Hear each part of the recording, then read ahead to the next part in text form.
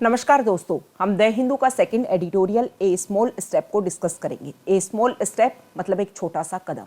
सबसे पहले कॉन्टेक्स्ट को देख लेते हैं। इस आर्टिकल में 1971 का एक एक्ट है, medical termination of pregnancy act. उसमें कुछ अमेंडमेंट किए गए हैं, उसी के बारे में इस आर्टिकल में बताया गया है। तो हम डिस्कस करेंगे कि इस आर्टिकल में, उस एक्ट में क्या क्या चेंजेस किए गए हैं, सर्कमस्टेंसेज जैसे जैसे बदली हैं उसके अकॉर्डिंग। इस आर्टिकल की इंपॉर्टेंट वोकेबलरी और इस आर्टिकल की पीडीएफ का लिंक नीचे डिस्क्रिप्शन में दिया हुआ है, या फिर आप द हिंदू सेकंड एडिटोरियल नाम से टेलीग्राम चैनल है, वहां से जाकर भी आप डाउनलोड कर सकते हो। Medical termination of pregnancy laws should recognise the primacy, primacy का अर्थ होता है मुख्यता, प्रधानता, प्रमुखता ऑफ वीमेन्स एजेंसी। जो medical termination of pregnancy law है उसमें महिलाओं की एजेंसी की क्या प्रधानता है उसको रिकॉग्नाइज करना चाहिए। इमेंसिपेशन, इमेंसिपेशन का मतलब होता है आज़ादी। इस सेल्डम, सेल्डम मतलब कभी कभी। ए लीनियर, लीनियर होता है रेखीय। प्रोग्रेशन टू द फिनिश मतलब जब आप आज़ादी देते हो तो एक तरीके से आप इस तरीके से ऐसे प्रोग्रेस करते हो और वो फिनिश लाइन तक जाती है। द हर्डल्स आर मैनी, लेकिन इसको अचीव करने में, इस एक जो लाइन है उसको अचीव करने में भी बहुत सारी कठिनाइयाँ, हर्डल्स मतलब ऑब्स्टेकल्स, कठिनाइयाँ आती हैं। सम एंट्रेंस्ड इन द माइंड, और कुछ जो कठिनाइयाँ हैं वो माइंड में आरोपित होती हैं, मतलब माइंड में आपके फिक्स होती हैं। द पासिंग ऑफ अमेंडमेंट्स, ये जो संशोधन पास किए गए हैं to the medical termination of pregnancy act in India, India के जो एमटीपी एक्ट था उसमें जो संशोधन किए गए हैं रिसेंटली, हाल ही में, इज ए स्टेप फॉरवर्ड, एक आगे बढ़ने का कदम है। इन रिकॉग्नाइज, पहचान बनाने में, द राइट्स ऑफ वीमेन, कि महिलाओं के जो अधिकार हैं, but is no giant leap, लेकिन कुछ बड़ा नहीं प्राप्त किया गया है। क्या बोला गया है कि जैसे जैसे एमटीपी एक्ट में जो संशोधन हुए हैं ना, उससे, इन संशोधनों से आगे बढ़ने के हाल फिलहाल में जो ये एक्ट में 1971 का जो एक्ट है उसमें जो संशोधन हुए हैं, ये बहुत ही एक आगे बढ़ने का कदम है। मतलब आगे आपको बहुत आगे लेकर के जाएगा ये एक्ट में जो सुधार हुए हैं उससे, लेकिन but is no giant leap. Giant leap एक फ्रेज होता है जिसका मतलब कि कोई इंपॉर्टेंट प्रोग्रेस आपने की है, जो आपने इंपॉर्टेंट प्रोग्रेस की है ना, सीधा सा मतलब आप ये समझ लिए कि एमटीपी एक्ट में जो चेंजेज हुए हैं वो अच्छी बात है, आगे बढ़ने के लिए है, महिलाओं के अधिकारों के लिए किया गया है, लेकिन इससे कुछ ज़्यादा परिवर्तन नहीं हुआ है। मतलब महिलाओं के अधिकारों की बात तो की गई है कि महिला के अधिकारों के लिए ये सब कुछ किया गया है, लेकिन रियल में ऐसा हुआ नहीं है। It does push the envelope way, push the envelope, push the envelope एक फ्रेज है और जिसका अर्थ होता है उस नई चीज करने के लिए कोशिश करना जिसको that have not been acceptable or tried before, जिसको पहले नहीं किया गया है, मतलब कुछ नया करना जिसको पहले नहीं किया गया था। देखो, it does push the envelope way past how far the now antediluvian MTP Act of antediluvian मतलब बहुत ही ज़्यादा प्राचीन काल का, बहुत ही ज़्यादा primitive, extremely primitive. MTP Act of 1971 went primarily, मुख्य रूप से, by allowing the termination of pregnancy beyond 24 weeks if there are foetal, foetal मतलब जो आपका भ्रूण संबंधी, फीटल भ्रूण संबंधी, और एनोमलीज मतलब असंगति। क्या बोला गया है, शुरुआत से देखते हैं कि हमारा जो एक्ट है उसमें जब आप कुछ चेंज करते हो तो आप एक तरीके से इक्वलिटी मेंटेन करने की कोशिश करते हो, जब लेकिन इस इक्वलिटी मेंटेन करने में आपको कुछ हर्डल्स आती हैं। ऐसा ही काम किया गया है एमटीपी एक्ट में कि महिलाओं के जो राइट्स हैं उनको रिकॉग्नाइज, पहचान मिले, लेकिन ऐसा कुछ हो नहीं पाया है। क्या नहीं हो पाया है? एमटीपी एक्ट 1971 में प्राचीन काल से, पुराने समय से जो लॉ चले आ रहे थे उसको चेंज करने की कोशिश की गई है। क्या चेंज करने की कोशिश की गई है कि 24 वीक से भी ज़्यादा का अगर भ्रूण है और उस भ्रूण में कुछ असमानता है, कुछ परेशानी है, तो उसको भी टर्मिनेट, उसको भी हटवाया जा सकता है, उसकी अनुमति दे दी गई है गवर्नमेंट के द्वारा। हाउएवर, यद्यपि it also set the decision on the soldiers of A medical board, यद्यपि ये अनुमति तो दे दी गई है, लेकिन ये अनुमति का जो डिसीजन है वो एक मेडिकल बोर्ड के जो कंधे हैं उनके ऊपर लिया जाएगा। अब ये मेडिकल बोर्ड कौन बनाएगा? Formed by state governments for this specific purpose, मतलब सिर्फ इसी तरीके की कि 24 वीक से ज़्यादा का भ्रूण है, सिर्फ उसको सोल्व करने के लिए, सिर्फ उन 24 वीक्स की जो प्रेगनेंसी है और अगर फीटल कोई एनोमलीज है उसको सोल्व करने के लिए गवर्नमेंट, स्टेट गवर्नमेंट क्या करेगी, स्पेसिफिक सिर्फ उसी पर्पज, उसी उद्देश्य के लिए मेडिकल बोर्ड बनाएगी और उसी मेडिकल बोर्ड के कंधों के ऊपर ये डिसीजन लेना होगा कि क्या वो निर्णय लेती है। द अमेंडेड एक्ट, ये दो संशोधित जो कानून है, ऑल्सो अलाउज, अनुमति देता है द टर्मिनेशन ऑफ प्रेगनेंसी, कि जो गर्भावस्था है उसको हटाया जा सकता है अंटिल 20 वीक्स, कि 20 सप्ताह के बाद में भी उसको हटाया जा सकता है, based on the opinion of one qualified doctor and improvement from the consensus between the two doctors close that was previously required.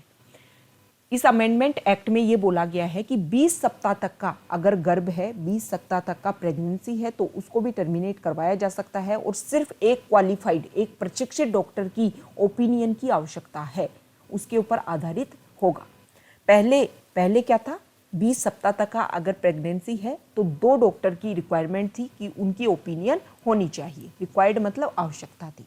As per the amendment, संशोधन के अकॉर्डिंग, ये हम क्या डिस्कस कर रहे हैं, एमटीपी एक्ट 1971 में क्या था और एमटीपी एक्ट में जो संशोधन हुआ है उसमें क्या है। पहले क्या था कि 12 सप्ताह तक का अगर प्रेगनेंसी है तो उसमें एक डॉक्टर की कंसेंट होनी चाहिए, डॉक्टर बोले कि हाँ हटवाया जा सकता है, टर्मिनेट करवाया जा सकता है तो टर्मिनेट हो जाता था। 12 से 20 सप्ताह तक का बच्चा होता था तो उसको टर्मिनेट करने के लिए 2 डॉक्टरों की अनुमति होती थी, 2 डॉक्टर बोलते थे तो टर्मिनेट करवाया जा सकता था। लेकिन अब क्या चेंज कर दिया गया है कि 20 सप्ताह तक का बच्चा है तो एक डॉक्टर की ओपिनियन होनी चाहिए, 20 से 24 सप्ताह तक का प्रेगनेंसी है तो 2 डॉक्टर की ओपिनियन होनी चाहिए, और 24 वीक से ज़्यादा का भी अगर प्रेगनेंसी है तो उसमें एक मेडिकल बोर्ड गठित होगा। मेडिकल बोर्ड ये बोलेगा कि हाँ उसके ऊपर जिम्मेदारी है, अगर वो बोलता है कि हाँ ऐसा किया जा सकता है तो किया जा सकता है। ये कुछ चेंजेस किए गए हैं नए एमटीपी एक्ट, अमेंडमेंट एक्ट के थ्रू। अब ये तो कर दिया गया। एज पर द अमेंडमेंट, संशोधन के according, unmarried women can also terminate their pregnancy, जो शादीशुदा महिला नहीं है वो भी अपनी प्रेगनेंसी को टर्मिनेट करवा सकती है। And by replacing the word husband with the word partner, husband word को पार्टनर वर्ड के साथ चेंज कर दिया गया है नए एक्ट में। It for the first time, ये ऐसा पहली बार हुआ है, takes the dialogue outside the confines of marital relationship that is what trapped in legally. मतलब सीधी सी बात है कि जो चीज़ें सिर्फ मैरिटल रिलेशनशिप तक ही लिमिटेड थी, वहीं तक ही एक तक कन्फाइंड थी, सीमित थी, उस डायलॉग को अब बाहर लेकर गया है, मतलब उसका दायरा बढ़ाया गया है। इन ए कंट्री, ऐसे देश में, हमारे देश में, वेयर स्टैटिक्स, जहाँ पर इस तरीके के नतीजे सामने आते हैं, put the number of unsafe and illegal abortion, जहाँ पर असुरक्षित और इलीगल, अवैध जो अबॉर्शन है, गर्भपात है, done every year at about 8 lakh, any extension of legal and safe provision for the termination of pregnancy is clearly welcome. हमारे इंडिया की अगर आंकड़ों की बात करें तो हर साल 8 लाख से ज़्यादा जो केसेज हैं वो इलीगल और अनसेफ अबॉर्शन होते हैं, और इन सब में एक्सटेंड होकर के लीगल और सेफ प्रोविजन की तरफ प्रेगनेंसी अगर जा रही है तो ये स्वागत योग्य मुद्दा है। एडमिटेडली, इस चीज़ को स्वीकार करते हुए, इन इंडिया, भारत में, वेयर, जहाँ पर sex selective abortion are performed, जहाँ पर सेक्स सिलेक्टिव मतलब लिंग को देख करके कि पेट में लड़का है या लड़की, उसके आधार पर भी गर्भपात हो जाते हैं। The state needs to keep a watchful eye on anything that might allow the sex ratio to nocedive. Nocedive का अर्थ होता है भारी गिरावट आना। फर्दर, हमारे इंडिया में सेक्स सिलेक्टिव अबॉर्शन जो है बहुत ज़्यादा होते हैं, इसलिए जो गवर्नमेंट है उसको बहुत ज़्यादा वॉचफुल आई इसके ऊपर रखनी चाहिए, ठीक है, ताकि जो सेक्स रेशियो में जो भारी गिरावट आ सकती है वो आगे आने वाले समय में ना आई। ऐसे ना आए कि जो अमेंडमेंट एक्ट के तहत जो एक पॉजिटिव रिजल्ट आया है कि लोगों को एक सहायता की जाए, लोगों की हेल्प की जाए इस अबॉर्शन, इस एक्ट के तहत, उसको चेंजेस करके जो पॉजिटिव रिजल्ट लाने की कोशिश की जा रही है उसका गलत तरीके से फ़ायदा उठाया जाए।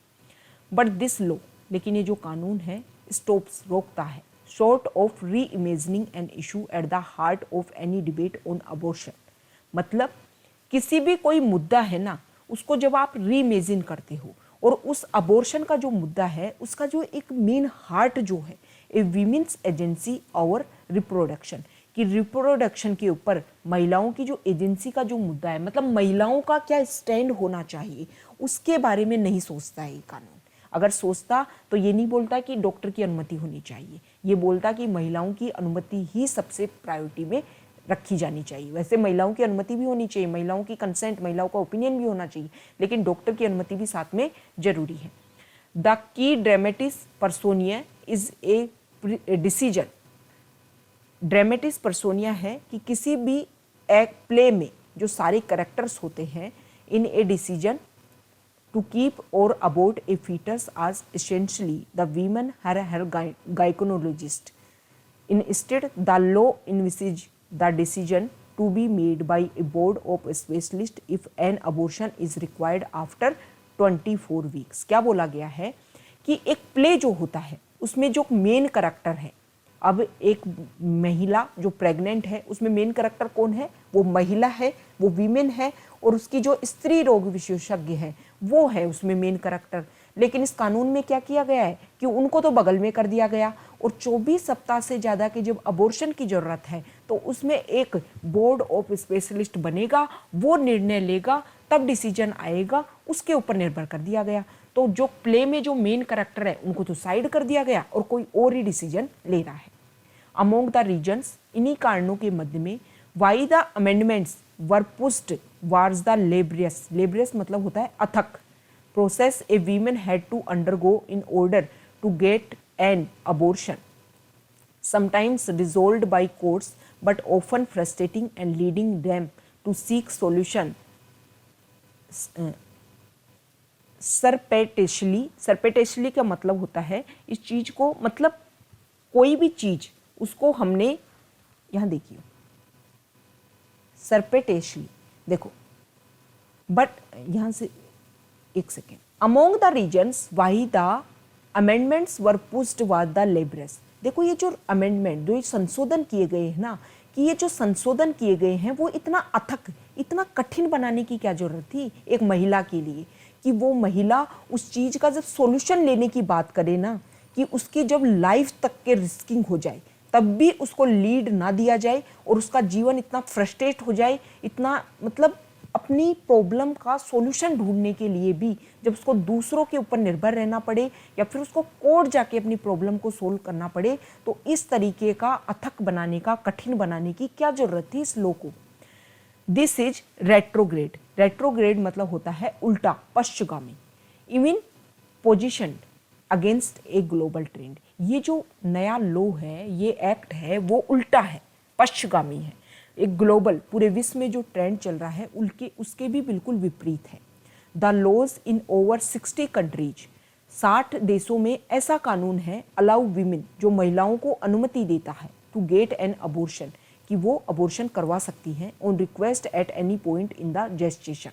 जेस्टेशन होता है गर्भावधि, मतलब एक प्रोसीजर जो होता है 9 मंथ्स का, उसको बोलते हैं जेस्टेशन। 9 मंथ्स की जो गर्भावधि होती है, 60 देशों में ऐसा कानून है पूरे वर्ल्ड में कि किसी भी पॉइंट पे जब महिला को ये लगता है कि उसे अबॉर्शन करवाना है तो उसको अनुमति दे दी जाती है। वाइल जबकि old law sought to protect the life of a women on the grounds that medical procedure would be unsafe for the mother after a certain gestational limit, usually 12 weeks, medical capability is no longer a limit.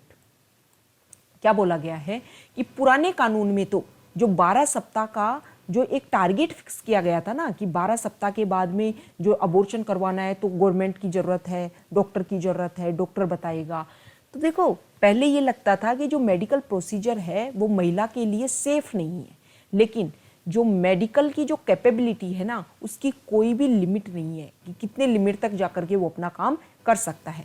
Experts जो विशेषज्ञ हैं वो swear medical technology had advanced sufficiently to allow safe abortion in secure healthcare settings at very advanced stages of the pregnancy too।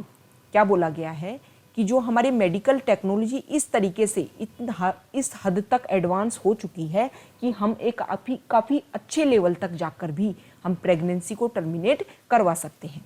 The amended act, ये जो संशोधित कानून है, then तब स्केयरली recognizes women's agency at the center of it all, and until it does so through a fundamental change in mindset, measures such as these will count as but a small progress on a jagged line. jagged line होती है ऊबड़ खाबड़ कांटेदार जो line है उसके ऊपर।